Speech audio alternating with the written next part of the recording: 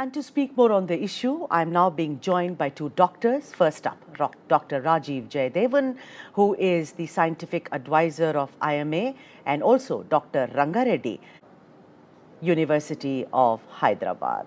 A very, very warm welcome to both of you, Rajeev and Dr. Rangareddy. Many, many congratulations. You are the stars. I mean, today when the Prime Minister has lauded us achieving the 100 crore milestone, even yesterday he saluted all the health workers, and honestly, I also want to salute both of you, considering it's because of you guys that we stay safe. A very warm welcome to both of you on the show today. Thank you.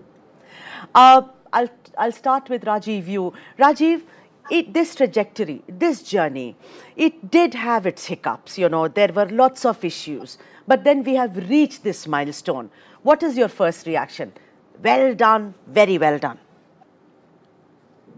Very well done indeed. And your salute, Sudha, I will pass on that salute to a group of people who are actually the grassroots workers who carry out vaccination in the remotest parts of our country. Right. So I do not think it is a credit to the doctors alone. In fact, there is more physical effort involved by these individuals. And in fact, just last week, we had them on our doctors meeting.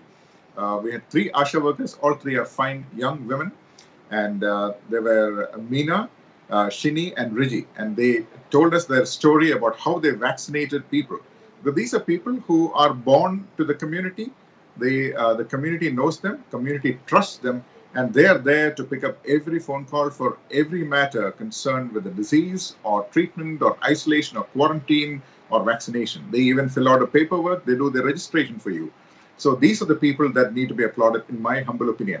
Of course, doctors and nurses and others definitely do, and so do the vaccine makers and the people who made it possible. My salutations to Shiny and the rest of the girls. Really commendable job. I've read stories about going to tribal areas which are so remote. And some of the health workers also said, you know, in some states, southern states, that apparently they would look at them and run away, being very scared that who are these people in pant shirt with a dabba in hand coming towards us. It took a lot of talking to them. It was not coercion, but it was just winning their trust. Rajeev, you're absolutely right in what you say.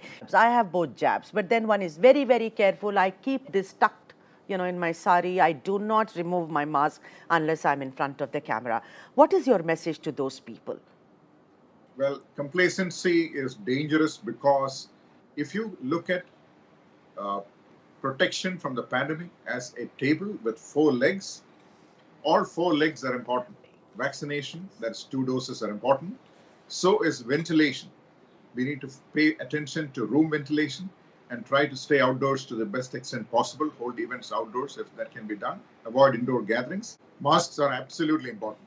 And of course, we should also have a continued program for surveillance, contact tracing, and we must not give up on all of these other aspects, which are perhaps a little less glamorous than vaccines per se, because vaccines have that dramatic appeal about them where you poke a needle into your system. So people take notice of that. But what people tend to forget is, as you rightly said, is people tend to drop their masks, go for parties, particularly indoor gatherings, and those are positively dangerous, particularly during times of surge. For instance, some parts of the world are having active disease and some parts are not having active disease. Right. So particularly in such areas, one must be very, very careful. Yes, Rajeev. Milestone, and for this wonderful day, and may we never see such a pandemic ever, whether we live or we outlive each other. Thank you so much for joining me on this broadcast. Thank you indeed.